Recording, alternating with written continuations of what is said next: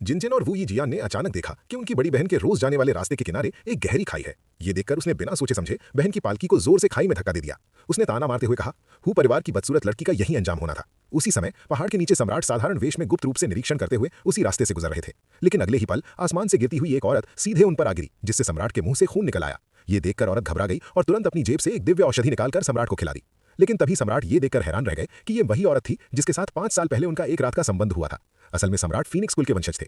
3 साल पहले जब वे एकांत में साधना और पुनर्जन्म यानी निर्वाण की प्रक्रिया में थे, तभी अचानक एक औरत वहां आ गई। साधना के कारण सम्राट अपनी शक्ति का उपयोग नहीं कर सकते थे और इसी तरह दोनों के बीच अनजाने में वो संबंध बन गया। पिछले 5 सालों में सम्राट ने उस औरत को खोजने के लिए पूरी दुनिया छान मारी, लेकिन वो कहीं नहीं मिली। लेकिन अब उन्होंने देखा कि उस औरत का एक बच्चा भी है। सम्राट मन ही मन सोचने लगे, मैं देखना चाहता हूं कि इस बच्चे का पिता कौन है।